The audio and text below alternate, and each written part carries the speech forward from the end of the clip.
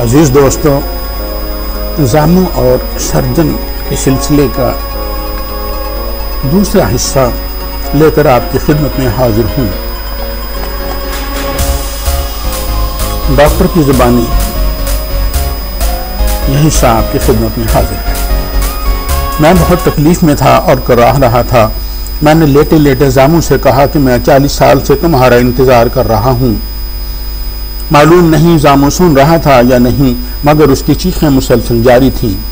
میرے دلاسا دینے پر جب اس کی چیخیں کچھ کم ہوئیں تو میں نے اس سے کہا کہ زامو، میرے پاس وقت بہت کم ہے۔ میں اب اپنی ریسرچ کے تمام پہلوؤں سے پردہ اٹھانے کے لیے تیار ہوں۔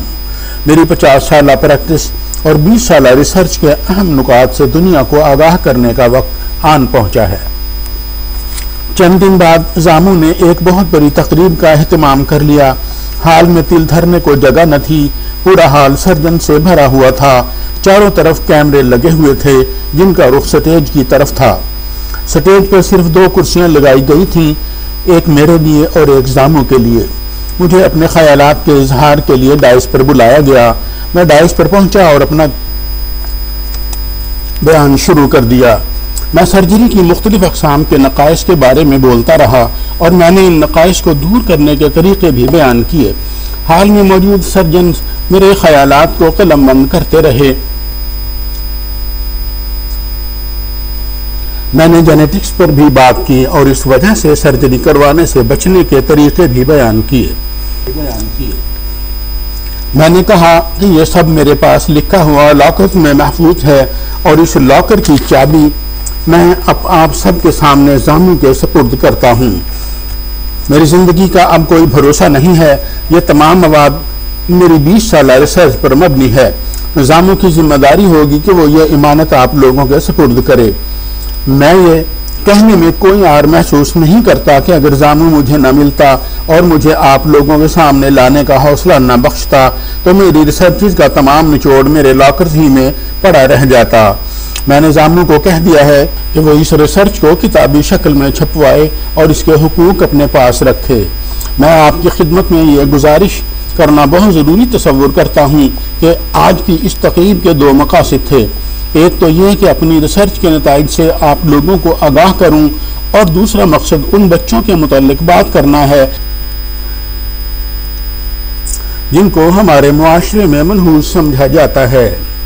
حال میں چہرے گوئیاں ہونے لگیں، مگر میں نے دیکھا کہ زامو کے چہرے کا رنگ اڑ گیا ہے۔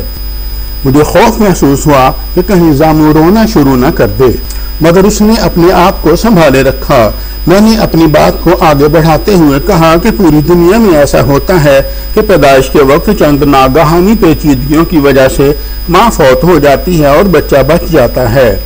بعض کیسز میں ایسا بھی ہوتا ہے کہ بچہ اپنی صوتی نظام میں خرابی کی وجہ سے اپنی آواز صحیح طرح سے نکال نہیں پاتا۔ اس کی آواز جب اب نارمل ہو جاتی ہے تو اس کے رونے کی آواز ماتمی چیخوں کے مشابہ ہو جاتی ہے۔ یوں لگتا ہے جیسے کوئی بینڈ ڈال رہا ہو اور ماتمی چیخوں کے انداز میں رو رہا ہو۔ اس طرح کے کیسز ساری دنیا میں کہیں بھی کسی بھی وقت رونما ہو سکتے ہیں، لیکن افسوسناک بات یہ ہے کہ ہمارے معاشرے میں ان بچوں کو منحوس تصور کیا جاتا ہے، بلکہ لوگ تو ایسے بچوں کو ہلاک کر دیتے ہیں، اور اگر کوئی بچہ کسی وجہ سے زندہ بچ جائے تو پوری زندگی میں اس بچے سے نفرت کی جاتی ہے۔ میں نے دیکھا کہ زامو کی آنکھوں میں نمی تیرنے لگی تھی۔ میں نے تقریب میں شامل لوگوں کو بتایا کہ آج سے تقریباً 60 سال پہلے میں ایک ہسپتال میں بطور سرجن کام کرتا تھا۔ وہاں ایک ایسے ہی بچے نے جنم لیا جو انتہائی ناگوار آواز میں روتا تھا۔ اس کی ماں دوران زچگی فوت ہو چکی تھی اور اسے دودھ پلانے والا کوئی نہ تھا۔ یہ سنتے ہی زامو کی آنکھوں سے آنسو بہنے لگے اور وہ ماتمی انداز میں چیخنے لگا۔ وہاں موجود سب لوگ جان گئے کہ وہ بچہ کون تھا۔ میں نے مزید کہا کہ ہسپتال میں موجود ایک عورت جس کا بچہ دوران زچگی فوت ہو گیا تھا، اس نے میرے کہنے پر اس بچے کو دودھ پلا کر اس کی جان بچائی تھی۔ میں دیکھ رہا تھا کہ حال میں شور مچا ہوا تھا اور زامو بھی چیختے چیختے بہت نڈال ہو گیا تھا۔ میں نے حال کو بتایا کہ اس وقت میں نے اس بچے کی بہت مدد سوچ سمجھ کر کی تھی۔ ایک عرصہ گزرنے کے بعد وہی بچہ مجھے ایک ہوٹل میں ملا۔ وہ مجھے نہیں جانتا تھا کہ میں کون ہوں، لیکن میں اسے پہچان گیا تھا۔ اس وقت بھی میں نے اس کی مدد کر کے اسے کاروبار کرنے اور اس کی کینسر میں مبتلا بہن کا علاج کرانے کے لیے کافی رقم اس کو دے دی تھی۔ میں اس وقت تک ایک مشہور و معروف عالمی طور پر تسلیم کیا جانے والا سرجن بن چکا تھا۔ میری شہرت پوری دنیا میں پھیل چکی تھی۔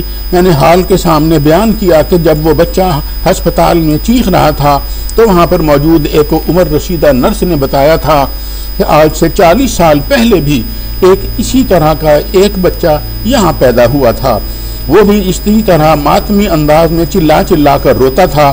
اس کی ماں بھی اس منحوس بچے کی پیدائش کے دوران چل بسی تھی۔ اس بچے کا باپ ایک انتہائی امیر اور جہاں دیدہ شخص تھا۔ اس نے بھانپ لیا تھا کہ اس کا بچہ اس معاشرے کے لیے ایک منحوس بچہ تھا۔ وہ شخص اپنے بچے کو اٹھا کر ہسپتال سے بھاگ گیا تھا۔ وہ جانتا تھا کہ اگر میں نے اپنے بچے کو اس معاشرے میں ہی پروان چڑھایا تو لوگ اسے قتل کر دیں گے، کیونکہ اس معاشرے کے لوگ سمجھتے ہیں کہ ایسا بچہ اگر زندہ رہے تو معاشرے کی تباہی و بربادی کا باعث بنتا ہے۔ میں نے اپنا بیان جاری رکھتے ہوئے حال کو بتایا کہ اس منحوس بچے کا باپ اسے لے کر بار بار ٹھکانے بدلتا رہتا تھا۔ اس بچے کے باپ نے اپنی جائیداد اور بینک بیلنس وغیرہ سب چھوڑ دیے تھے تاکہ اپنے بچے کو اس ظالم معاشرے سے بچا سکے۔ وہ بچہ آخری بار 7 سال کی عمر میں کسی حادثے کی وجہ سے رویا تھا۔ اب اس بچے کو روئے ہوئے 93 سال بیت چکے تھے۔ وہ بچہ اپنے باپ کے مرنے پر بھی نہیں رویا تھا۔ وہ اپنے باپ کے مرنے پر رونا چاہتا تھا مگر وہ رو نہیں پایا تھا کیونکہ اس کے رونے سے اس کا کیریئر تباہ ہونے کا خطرہ تھا۔ میری آواز بھر آ گئی۔ دوستو، وہ منحوس بچہ آج بھی زندہ ہے۔ وہ بچہ زاموں سے 40 سال پہلے اسی ہسپتال میں پیدا ہوا تھا۔ اس کی ماں بھی اس کی پیدائش کے دوران مر گئی تھی۔ میری آنکھ سے ایک آنسو ٹپکا اور یہ آنسو 93 سال بعد ٹپکا تھا۔ میں اس بھرے پورے حال کے سامنے زارو قطار رونے لگا اور پھر میرا رونا ماتمی چیخوں میں تبدیل ہو گیا۔ وہاں موجود سب لوگوں نے پہچان لیا کہ میں ہی وہ بچہ تھا جو 100 سال پہلے اپنی ماں کو مار کر پیدا ہوا تھا۔ میں اپنی ماں اور باپ کی یاد میں رو رہا تھا۔ میں ماتمی چیخوں کے ساتھ رو رہا تھا۔ میں چیخ رہا تھا اور میرے منہ سے یہ الفاظ نکل رہے تھے کہ میں منحوس نہیں ہوں۔ آپ جانتے ہیں کہ میں منحوس نہیں ہوں۔ میں نے اور زاموں نے ثابت کیا ہے کہ ہم منحوس نہیں ہیں۔ آج کے دن کا انتخاب میں نے اسی لیے کیا تھا کہ میں اور زاموں یہ ثابت کر سکیں کہ کوئی پیدائشی طور پر منحوس نہیں ہوتا۔ دوستو، میرے باپ نے میرے لیے بہت سی قربانیاں دی ہیں۔ میرا سکول میں داخلے کا وقت آ گیا تھا۔ میرے باپ نے مجھے سکول میں داخل کراتے وقت مجھے کہا تھا کہ بیٹا تم نے کبھی بھی نہیں رونا، اگر تم روئے تو یہ لوگ تمہیں قتل کر ڈالیں گے۔ داخلے کا وقت آ گیا تھا۔ میرے باپ نے میں ایک دن سکول میں رو پڑا تھا۔ میں نے اپنے باپ کو بتایا تو وہ مجھے لے کر دوسرے شہر چلا گیا تھا۔ پھر اس شہر کو بھی چھوڑنا پڑا کیونکہ میں ایک دن یہاں بھی چوٹ لگنے کی وجہ سے رو پڑا تھا اور ہمارے ہمسایوں کو پتہ چل گیا تھا۔ میرا باپ مجھے لے کر یہاں سے بھی کوچ کر گیا اور ہم کسی دوسرے شہر چلے گئے۔ میرے باپ کو پتا تھا کہ بچہ کسی بھی وقت رو سکتا ہے، اس لیے وہ ہر وقت کوئی بھی علاقہ چھوڑنے کے لیے تیار رہتا تھا۔ مگر میرا یہ رونا آخری رونا تھا۔ اس وقت میری عمر 7 سال تھی۔ میں ایک انتہائی ذہین طالب علم تھا۔ میں کچھ فیصلے کرنے کے قابل ہو گیا تھا۔ میں نے اپنے والد سے کہا کہ میں سرجن بننا چاہتا ہوں۔ میرے والد نے مجھے سمجھایا کہ دیکھو بیٹا، انسان کی زندگی میں بہت سے نازک موقع بھی آتے ہیں، لیکن مجھ سے وعدہ کرو کہ تم کبھی بھی نہیں رو گے۔ اگر تم کبھی روئے تو دنیا والے تم سے کبھی علاج نہیں کروائیں گے اور تمہیں منحوس سرجن کہہ کر پکاریں گے۔ میں نے اپنے باپ سے کبھی بھی نہ رونے کا وعدہ کیا۔ آخر وہ وقت بھی آ گیا جب میں سرجن بن کر جاب کرنے لگا۔ میں 17 سرجریز کر چکا تھا جب میرا باپ مجھے لے کر پہلی بار بھاگا تھا تو اس وقت میرے باپ کی عمر 35 سال تھی۔ اب اس کی عمر 70 سال اور میری عمر 35 سال ہو چکی تھی۔ 70 برس کی عمر میں میرے باپ کو ہارٹ اٹیک ہوا۔ اس کے بعد اس کو پھر دوسرا ہارٹ اٹیک ہوا۔ وہ بستر پر لیٹا تھا اور مجھے کہہ رہا تھا کہ بیٹا میں اب تھوڑی دیر کا مہمان ہوں، میں اب تم سے جدا ہونے لگا ہوں، میں تم سے یہی کہنا چاہتا ہوں کہ تم نے رونا نہیں ہے، اگر رو گے تو دنیا والے جان جائیں گے کہ تم منحوس ہو۔ میں نے کہا بابا میں ایک دن ثابت کروں گا کہ میں منحوس نہیں ہوں۔ میرے باپ نے مجھے ایسا کرنے سے منع کیا اور کہا کہ ان لوگوں کے مقابلے پر نہ آنا، تم اکیلے ہو اور وہ لاتعداد ہیں، وہ تم کو قتل کر ڈالیں گے۔ پورے حال پر سناٹا طاری تھا اور وہ میری داستان مکمل خاموشی کے ساتھ سن رہے تھے۔ میں نے اپنا بیان جاری رکھا۔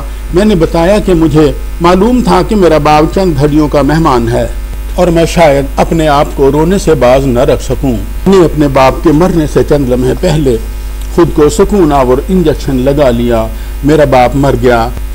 مار مار کر رونا چاہتا تھا، لیکن میں اتنا مجبور تھا کہ میرے باپ نے مجھے نصیحت کی تھی کہ تم نے اپنے بیوی بچوں کو بھی اپنی اس خامی کے بارے میں کبھی بھی کچھ نہیں بتانا۔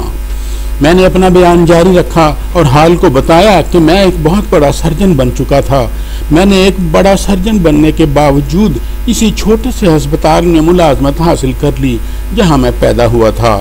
میں نے وہاں کے سینئر عملے کے متعلق معلومات اکٹھی کر کے ان سے یہ معلوم کر لیا کہ اس منحوس بچے کا بیڈ کون سا تھا جس کی ماں دوران ذاتی وفات پا گئی تھی۔ میں اس بیڈ کے پاس چپ چاپ کھڑا رہا۔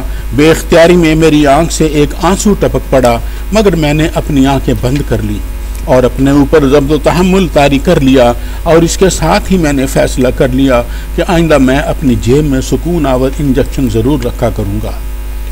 میرے باپ نے مجھے بتایا تھا کہ میری ماں بھی میڈیکل کی اسٹوڈنٹ تھی، مگر اس نے اپنی تعلیم ادھوری چھوڑ کر میرے باپ سے شادی کر لی تھی۔